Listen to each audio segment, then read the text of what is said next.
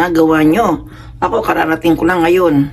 Ako muna ay magluluto sa maliit kong kusina. Ito ang aking lulutuin. Ang labanos. Igigisa ko siya sa pork. Kaya wait lang, gagawin ko na siya. Magbaboy, masarap to. Yan ang aking mga sangkap. Itong aking karne galing sa freezer, kaya inano ko muna sa microwave. Yan, may sibuyas, may kamatis, may bawang. At ito yung aking galing din sa freezer na alimasag.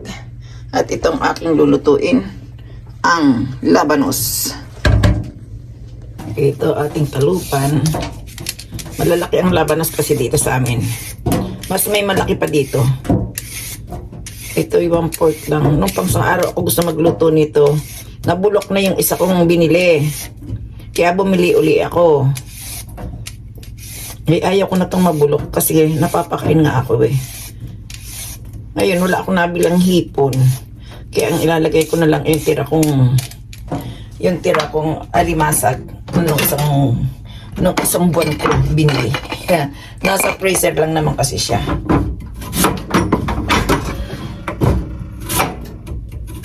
Madali lang itong gawin. Yan. Yan ka muna, kasura. Maliit kasi ang aking kusina. Kaya dito muna tayo. Sa sobrang ginaw naman.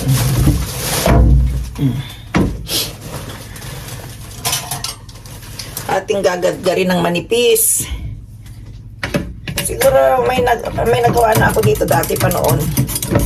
Na-i-vlog ko na to. Ewan ko lang sa lola kusinera kung na-i-vlog ko na to. Maganda to sa katawan kasi. Ayan, tutubig siya. Gagadgarin ko muna para tuluyan siyang mailuto. Ito na ang aking labanos. Atin lang pong lalagyan ng kunting asin para mapigaan ng kunti.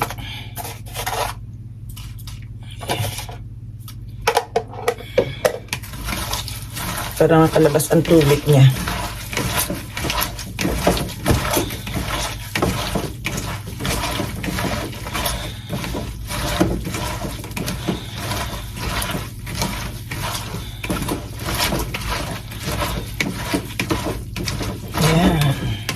Kahit ito lang, pwede mo nang kainin eh. Tikman ko nga.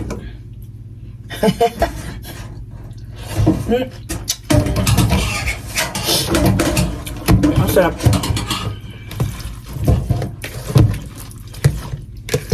Lasa ang pait.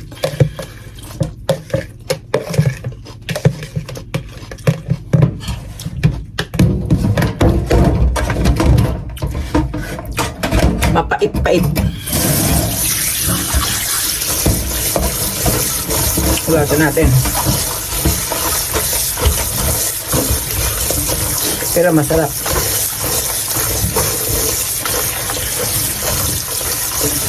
Hindi ko na ito pipigaan para hindi na akong sabaw.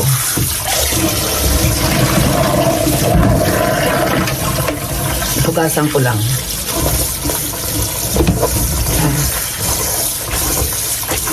Ayan.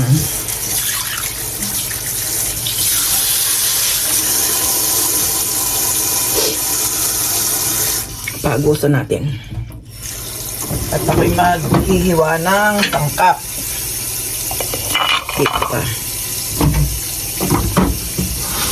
Dahil mura naman ang sibuyas dito, eto, isang tambak na sibuyas ang aking ilalagay. Tama na siguro yan.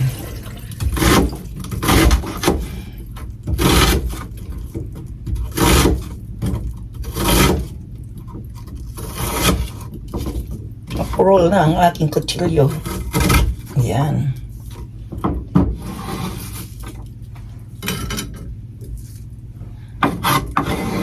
Pag sa dami.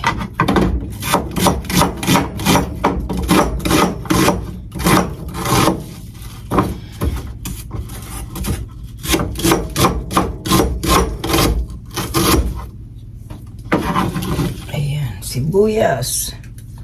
Isang tambak.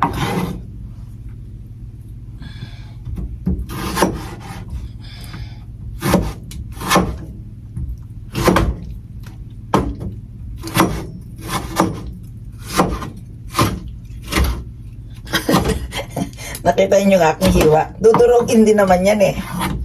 Nagmamadali. Dudurugin din naman yung hiwa na yan. Ay yung ano, kaya dinurog ko na ng ng kung ano-ano lang.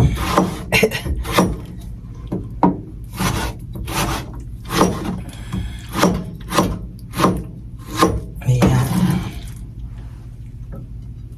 Mamumula sa kamatis. Matamis yung kamatis na yung nabili ko. Siya. Siguro yan ang fruits. Tomato.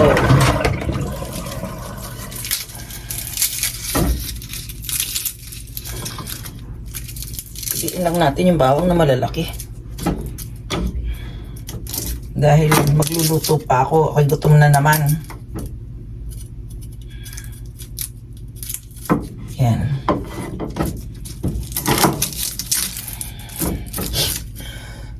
Daanin ko na lang kayo sa kwento-kwento.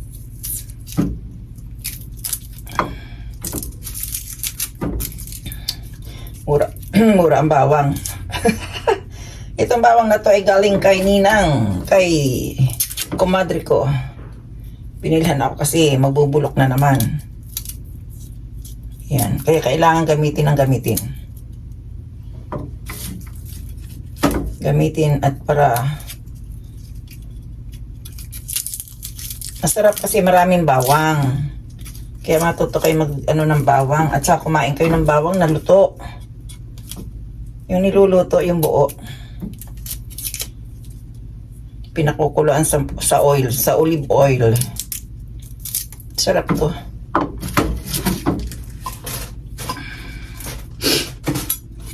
Ayan.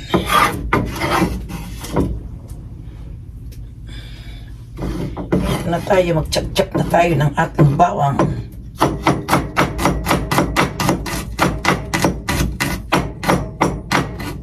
Kasi malalaki kaya lang chap-chap.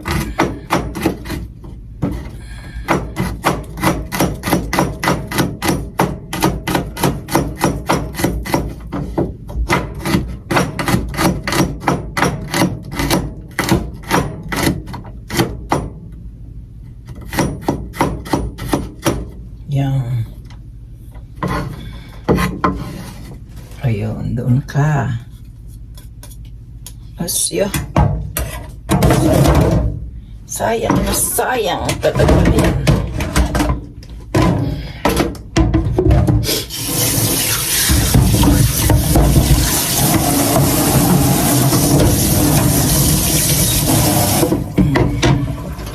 Dito ka. Dito ka. Para-paraan lang ano. At ito ang aking maywagang kawali. Yan. Parang tumutunog-tunog ka. Dito lang ang aking mantika. Naparami yata. Okay lang yan.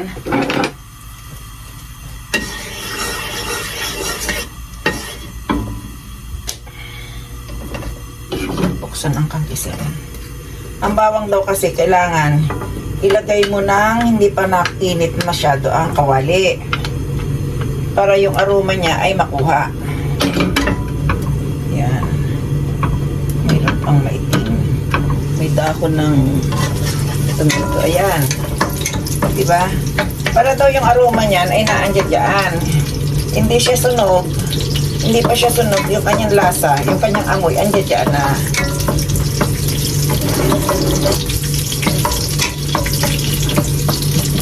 Diba?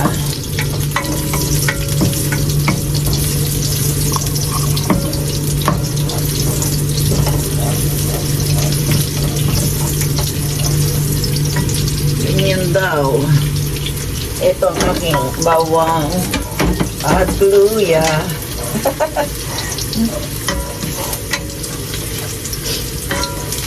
Kahit gutom na, sige pa rin, ano. Kukwento muna bago magluto.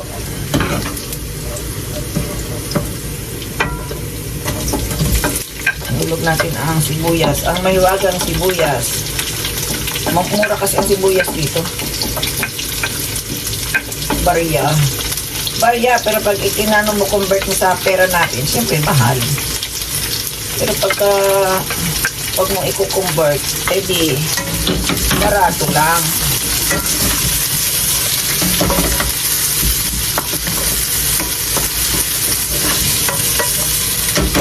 Kunyari ako expert na. Ito na, ihuhulog ko na yung kanyang sahog. Ito din naman ang hulog niya.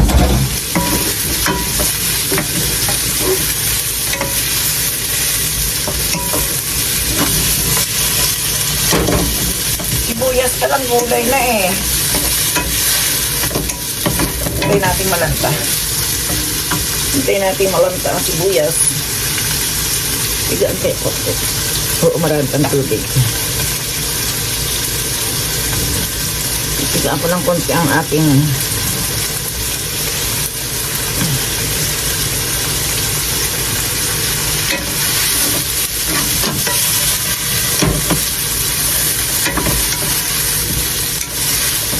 marunong ba kayo niyan?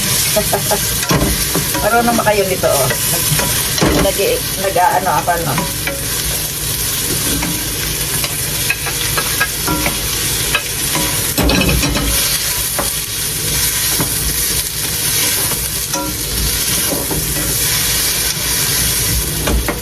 Yan. Lalagyan natin siya ng patis. Wala na akong patis.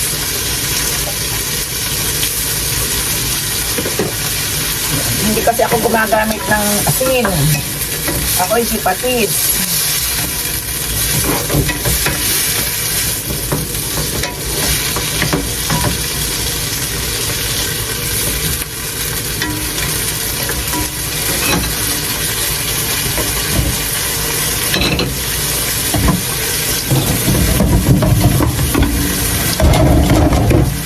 Lagkit natin ang iba habang nagpapakulo tayo no.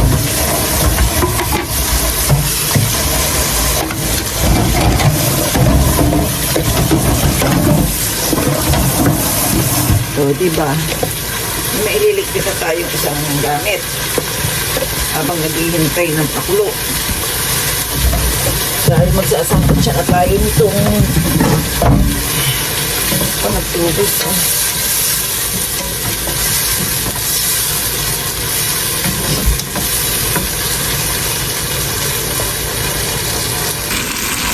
Ayan. Sibuyas at kamatis pa lang ito at saka yung kunting mamoy. Ay, punong-puno na ano. Saan ka pa? Iulog natin ang labanos. Ayan. Ito. Diba? Tinakta. Tinakta. Nagtutubig ko. Haluin ko ng haluin. Wait lang. Masarap tong ano, labanos. Mag-isa kayo. Kaso sa atin ang labanos napakaliit. Yun lang ang mga ano doon. Napakaliliit ng labanos sa atin.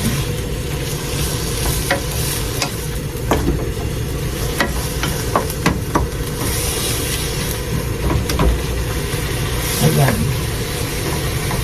Ang ginisa ni Lola.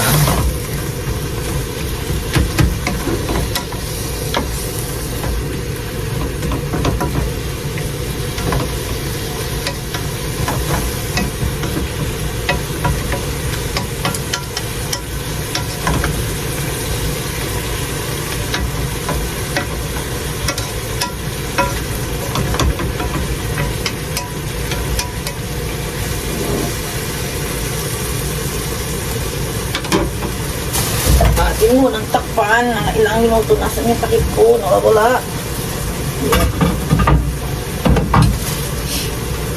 Yan. Takpan mo natin sandali. At tayo magliligpit-ligpit naman ang naandi dito. Eto na. Ay, naku, parang ang sarap-sarap talaga. Napakasarap ito ng aking luto. Maraming tubig.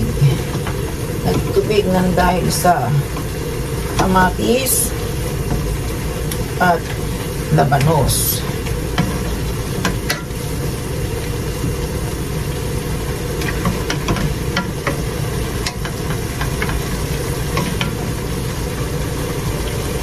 Tikman natin kung ano na ang lasa.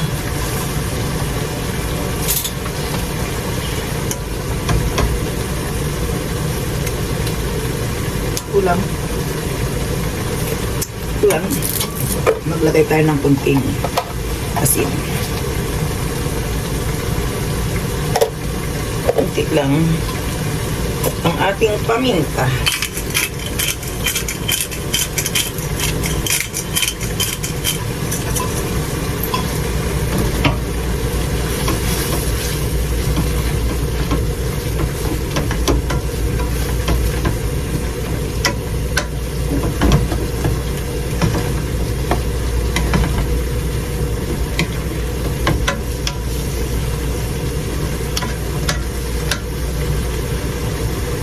Sarap naman ito. Hinalo ng hinalo. Para. Ayan.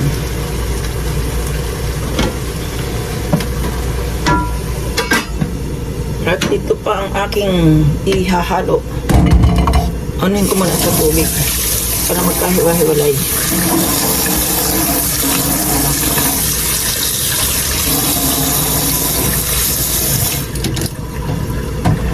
Babad natin sa tubig. Madali lang yung maluto kasi pang ano yan. Pang sashimi.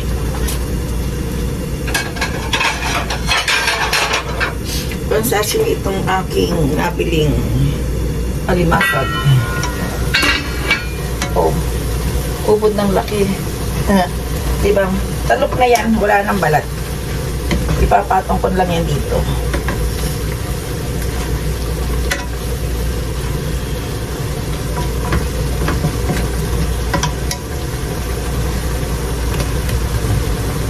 Tikman.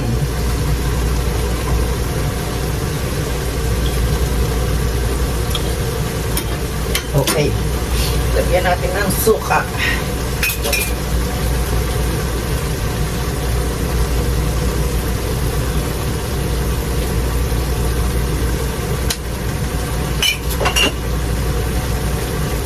Among kumulo.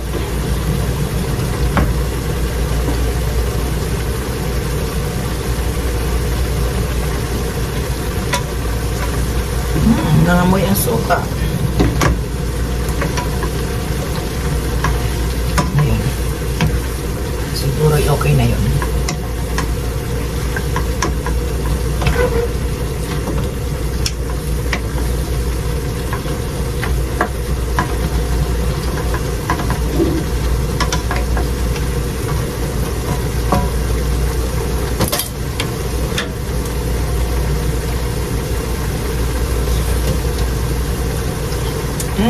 Sarap. Buhay na buhay ang suka. Ito, ilalagay ko na to dito para masarap tingnan. Masarap tingnan. Okay na yun, ibabaw ay ilalim.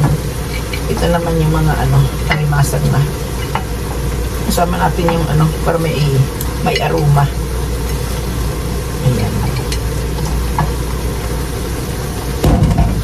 Tapan. At pagbukas ay luto na yan.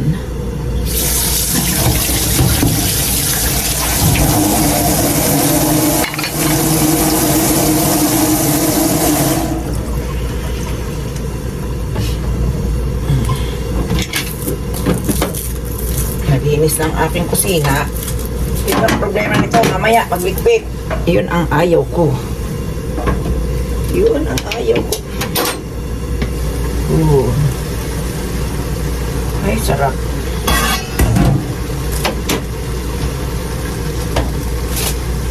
Tingnan nyo. Yummy ba? Yummy?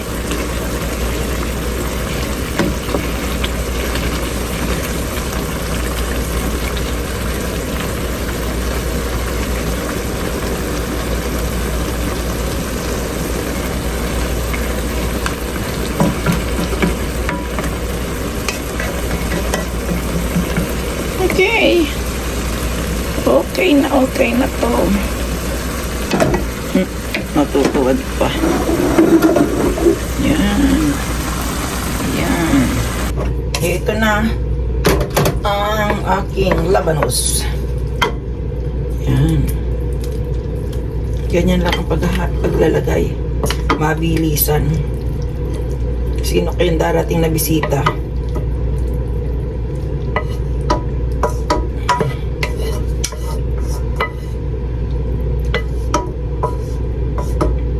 Ihulog natin ang sauce. O, diba? Mayroon ka ng ulam sa halagang 5 piso.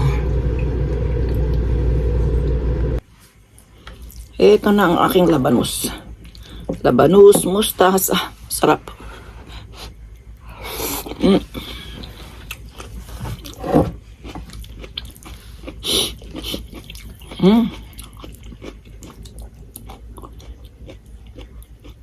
Yung hipo, yung alimasag lumiit na.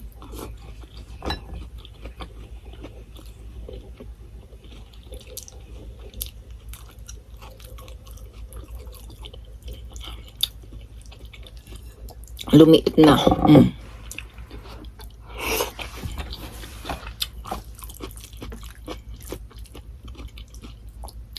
Hanggang labanos lang tayo, walang kanin.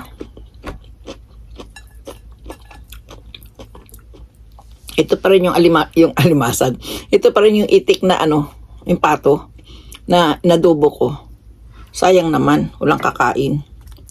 Adobo naman siya, kaya ayun, nasa rep lang. Maanghang. At ito naman ang number 1.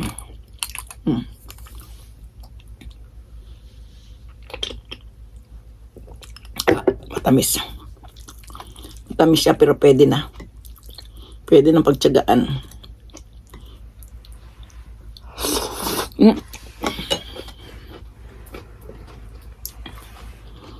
Yan eh. Kakain ako ng dahan-dahan, babu.